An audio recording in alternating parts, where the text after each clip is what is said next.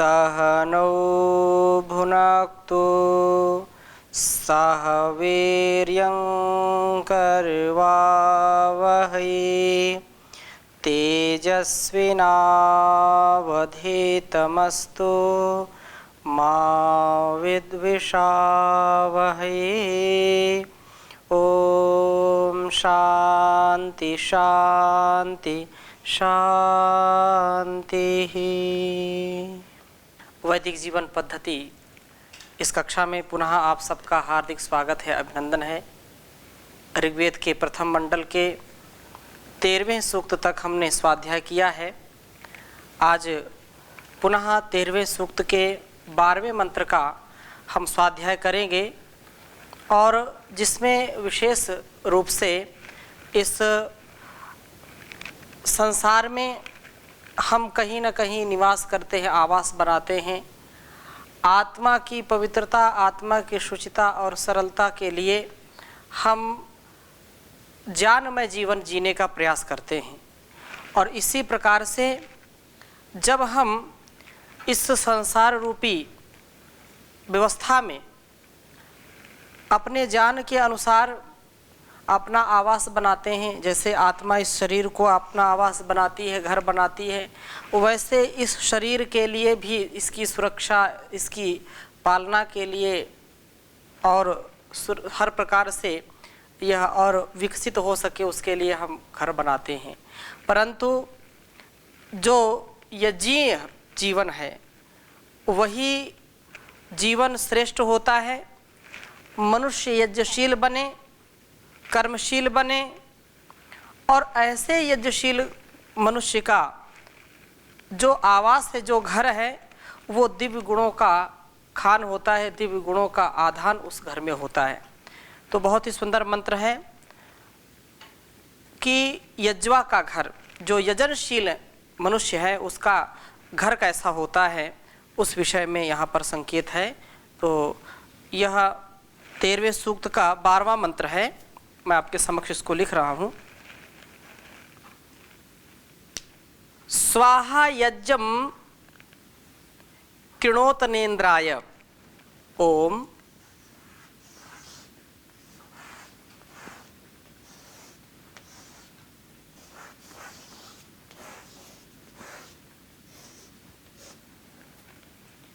स्वाहा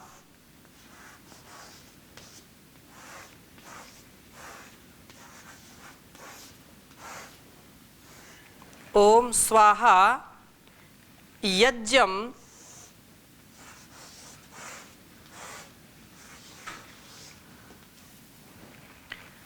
कृणोतनेन्द्राय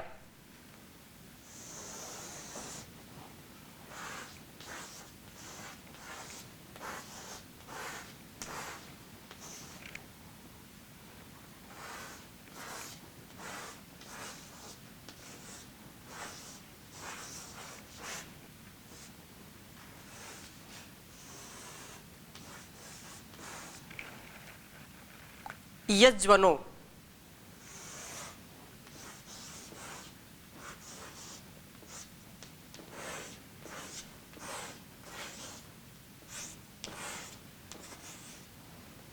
यज्वनो गृहे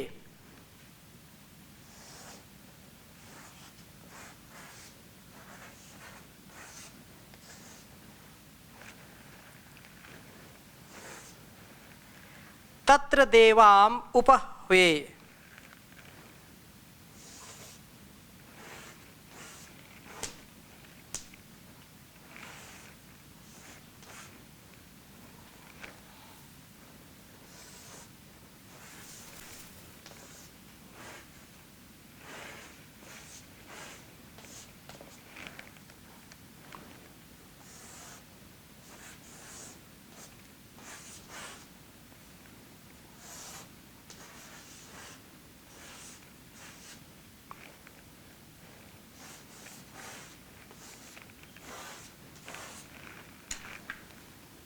उच्चारण करेंगे।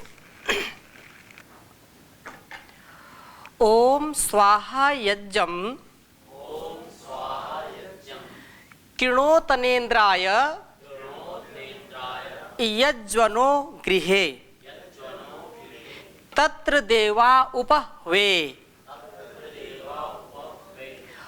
ओम स्वाहा यज्ञं कृणोतनेन्द्राय यज्वनो गृहे।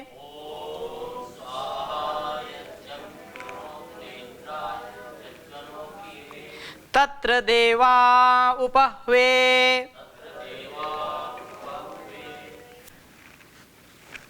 विशेष रूप से यज्ञीय जीवन की प्रेरणा के लिए उपदेश दिया जा रहा है कि हमारा जीवन यज्ञीय हो और जो प्रभु हैं वो हमारे जीवनों में हवि की जो है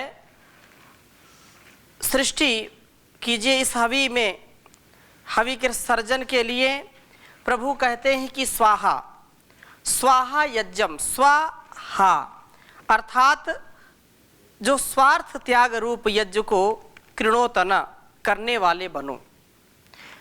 स्वा जो मेरे मेरे की भावना है, जो केवल अपने लिए जीने की भावना है, उसको हम नष्ट कर डालें, उसका हम क्षय कर दें। अपने जीवन को जीने के लिए तो पशु भी जीवन जी लेते हैं, छोटी सी चींटी भी अपना पेट भर लेती, अपने जीवन को चलाती है, परंतु जीवन उन्हीं का श्रेष्ठ होता है जो इस संसार के लिए जीते हैं। उन्हीं का जीवन सबसे अच्छा होता है, सच्चा होता है, जो यज्ञी कर्मों में लगे होते हैं, अर्थात कल्याणकारी कर्मों में लगे होते हैं। वो स्वयं अपने लिए कल्याण करते हैं, परिवार और समाज राष्ट्र के लिए कल्याण करते हैं, संसार के लिए कल्याण कर्म करते हैं। तो बहुत ही यह अनुकरणीय मंत्र है कि स्वार्थ का त्याग, स्वाहा जो मेरा स्वार्थ है उसका हा उसको जो है नाश करना, और सुआहा जो सुंदर वाणी है, सुंदर जो हमारे कर्म हैं उनके जो है द्वारा हम लोक का कल्याण करें। कृणोतन यह करने वाले, स्वार्थ का त्याग रूप यज्ञ को करने वाले बनो। इंद्राय, इंद्राय अर्थात उस परम ऐश्वर्यशाली प्रभु को पाने के लिए तुम यज्वनहा विधि पूर्वक यज्ञ करने वाले के गृहे घर में यज्ञों के करने वाले हो। शास्त्र विधान के अनुसार यज्ञ करने वाला व्यक्ति यज्वा कहलाता है। जो भी यजन करता है उसको क्या कहते हैं? उसको यज्वा कहते हैं उसको। तो वेद मंत्र में आया है यज्वनो, यज्वन शब्द आया है।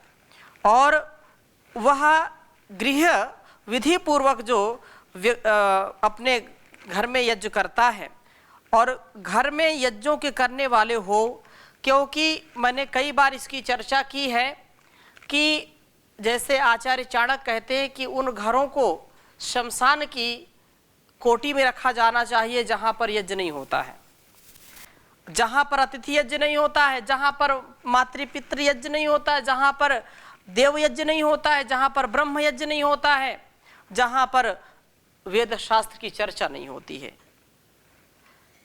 ना विप्रपादोदक कर्दमानी, ना वेद शास्त्र ध्वनि गर्जितानी, स्वाहा स्वधाकार विवर्जितानी, शमसानि तुल्यानि गृहाणितानि। और वही घर जब यज्ञ से परिपूर्ण हो जाता है तो वही घर क्या कहलाता है? स्वर्ग कहलाता है। सा विप्रपादोदक कर्दमानी, सा वेद शास्त्र ध्वनि गर्जितानि, स्वाहा स्वधाकार निरंतराणि, स्वर्गाणि तुल्यानि गृहाणितानि। वो घर स्वर्ग के समान हो जाते हैं जिन घरों में अतिथि सत्कार होता है, जहाँ पर वेद शास्त्रों की चर्चा होती है, स्वाहा स्वाहा करके जहाँ पर यज्ञ किया जाता है, वही घर घर कहलाने की योग्य है, वही घर है। जहाँ पर रोज देव यज्ञ होता है, जहाँ पर होम होता है, होम का मतलब क्या है? जो जहाँ होम होता है, अंग्रेजी में बोलते हैं होम। होम क्यों बोलते हैं? हाउस नहीं बोलते। ये अंग्रेजी का जो शब्द है इसको क्या कहते हैं? HOME। क्या कहलाता है? ये होम कहलाता है। और जो हाउस है उसकी स्पेलिंग क्या होती है? HOUSE। ये है हाउस। अब होम और हाउस में क्या अंतर है? होम और हाउस में अंतर यही है कि जिन घरों में रोज होम होता है वही घर कहलाने के, वही होम कहलाने के योग्य हैं, और जिन घरों में होम नहीं होता है वो घर घर नहीं, वो हाउस है। तो ऐसे तो हाउस में जहाँ जो घर है, जो परिवार है, वहाँ पर प्यार है, वहाँ पर अच्छे संस्कार है, वहाँ पर एक दूसरे की परस्परता का ध्यान रखा जाता है, सुख दुख का ध्यान रखा जाता है। लेकिन हाउस में इसका ध्यान नहीं रखा जाता है। तो हम विचार करें कि हमारे घर होम है या हाउस है। जो वेद की बात यहाँ पर चल रही है कि हम यज्ञी बने, और गृह यज्वनो, यज्वन अर्थात हम ऐसे गृहस्थी बने, ऐसे घर वाले बने जहां पर नित्य प्रति यज्ञ होता हो। एक तो अग्निहोत्र यज्ञ है और एक जो भी कल्याणकारी कर्म है वो भी यज्ञ की श्रेणी में आते हैं। इसलिए यज्ञ को जो है करना और कराना सभी आर्यों का श्रेष्ठ कर्म है, बहुत सुंदर कर्म है। तो हम यदि होम की भी चर्चा करते हैं तो होम इसीलिए होम कहा जाता है क्योंकि वहाँ रोज होम होता है। प्राचीन परंपराएं, घर में 2 बार हवन होता था, प्रभात में भी और सायंकाल में भी। बिना हवन किए कोई भोजन नहीं करता था। इसलिए कहा यज्वनो गृहे कृणोत नेन्द्राय, इंद्राय ऐश्वर्य के लिए हम अपने जीवन में यज्ञ कर्मों को करते रहें। और यज्ञों को करने वाले, शास्त्र विधान के अनुसार यज्ञ करने वाले व्यक्ति हों।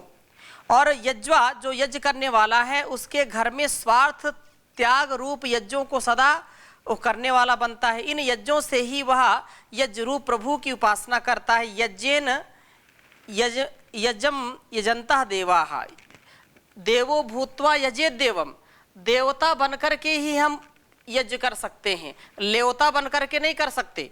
भाई देने की जब भावना आएगी तब हम देव हो जाएंगे, और जब लेने की भावना आएगी तो क्या हो जाएंगे? लेवता हो जाएंगे। तो फिर यज्ञ कर्म नहीं होगा। अर्थात दान देने की भावना, दान देने की भावना हमारे अंदर होनी चाहिए। हम संसार के लिए दानशील बने, परिवार के लिए दानशील बने, संतान के लिए दानशील बने, संसार के लिए दानशील बने, और ये दानशीलता ही हमको जीवन में उन्नति की ओर ले जाती है। ये दानशीलता ही हमको उच्च बनाती है। दानशीलता ही हमारे जीवन का परिष्कार करती है, हमारे जीवन का अंधकार मिटाती है, हमारे जीवन की संकीर्णताओं को मिटाती है। जो दान देता है उससे बड़ा कोई नहीं होता है, क्योंकि दान देते ही उसके अंदर ऐसा जो है प्रभाव आता है, ऐसी जो है सहिष्णुता, ऐसा प्रेम, ऐसा जो है हृदय की विशालता प्रसरित होती है, जो संसार को सुख देने वाली होती है। उसको कभी दुख नहीं मिलता है। संसार की जो संकीर्णता है, जो विचार की संकीर्णता है, वो किसके अंदर होती है? जो दानशील नहीं होता है। दानशीलता ऐसे नहीं आ जाती स्वाभाविक रूप से। दानशीलता के लिए जिसके जैसे संस्कार होंगे, अथवा उसको ऐसा ज्ञान हो जाए, परिज्ञान हो जाए कि नहीं दान देना कितना महान कार्य है। चाहे कोई सा भी दान हो, अन्न दान, वस्त्र दान, जल पानी का दान, औषधि, और सबसे बड़ा दान ज्ञान का दान है। ज्ञान का दान सबसे उत्तम है। और इस प्रकार से वह ऐश्वर्यशाली व्यक्ति जो स्वार्थ की भावना को छोड़ देता है वही दान दे सकता है। और जिसके स्वार्थ लगा हुआ है वो कैसे दान दे सकता है? वो नहीं दे पाएगा। इसलिए प्रभु कहते हैं कि तत्र वहाँ इस यज्ञशील के घर में देवान सब देवों को मैं उप हुए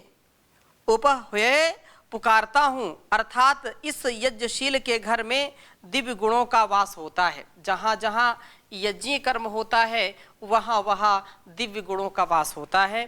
इसलिए इस मंत्र में ये कहा है कि मनुष्य यज्ञशील बने, यज्ञशील पुरुष के घर में दिव्य गुणों का वास होता है, और उसी को प्रभु प्राप्त होते हैं। यज्ञों से ही यज्ञ रूप प्रभु आधारित होते हैं। इसलिए कहते हैं कि हम नित्य प्रति यज्ञ करने वाले बने। यज्ञ रूप प्रभु हमारे भाव उज्ज्वल कीजिए, छोड़ देवे छल कपट को, मानसिक बल दीजिए। वेद की बोले ऋचाएं, सत्य को धारण करें। वेद की बोले ऋचाएं, सत्य को धारण करें। हर्ष में हो मग्न सारे, शोक सागर से तरे। अश्वमेधादिक रचाएं, यज्ञ पर उपकार को, धर्म मर्यादा चला कर, लाभ दें संसार को। नित्य श्रद्धा भक्ति से यज्ञादि हम करते रहें। रोग पीड़ित विश्व के संताप सब हरते रहें। भावना मिट जाए मन से पाप अत्याचार की, कामनाएं पूर्ण होवें यज्ञ से नर नार की।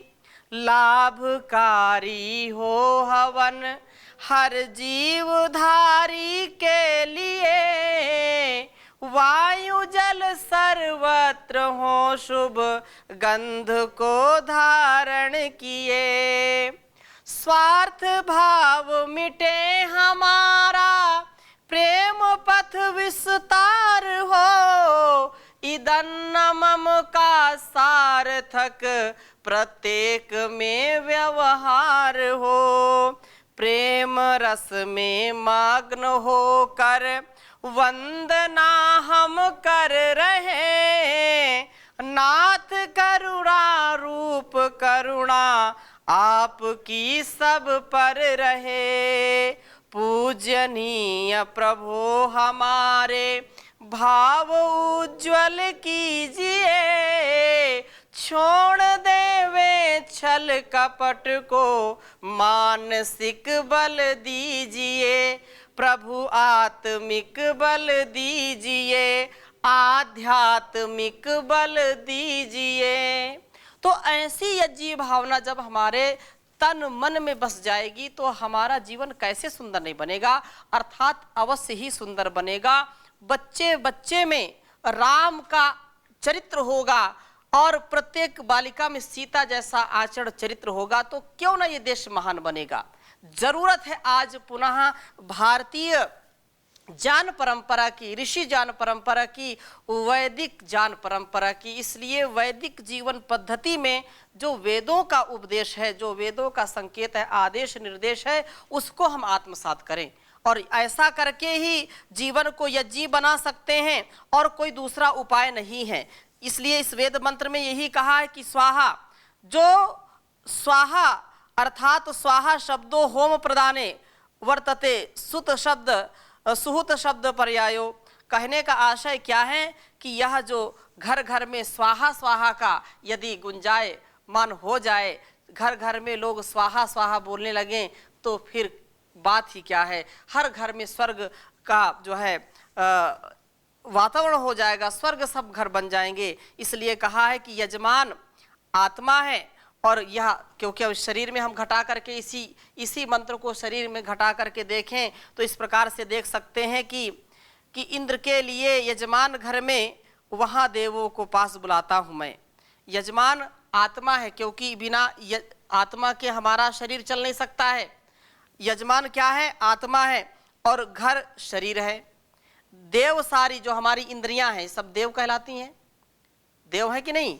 अनेज देकम मनसो जवियो नैना देवा आपनुवन पूर्वमर्षत तद्धावतो नान्यते तिष्ठत तस्मिन् नपो मातरिश्वा दधाति। तो ये संसार में भी हम देखते हैं कि सब जो देव हैं वो इसकी रक्षा करते हैं, सुरक्षा करते हैं और इस जीवन को कैसे आगे बढ़ाते हैं, इसका संदेश हम प्रकृति से सीख सकते हैं।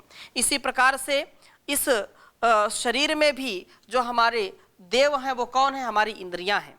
और इंद्र परमेश्वर हैं।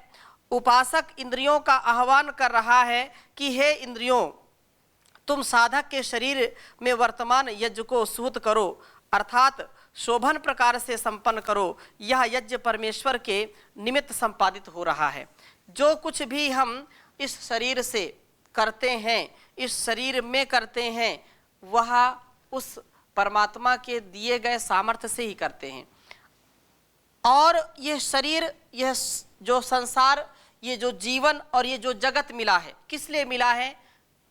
भोग और अपवर्ग, निश्रेयस, अभ्युदय और निश्रेयस, प्रेय से श्रेय का मार्ग, अपने जीवन में धर्म, अर्थ, काम, मोक्ष की जो प्राप्ति है, उस प्राप्ति के लिए ये शरीर हमको मिला है परमात्मा से। और इसकी परिणति कहाँ है?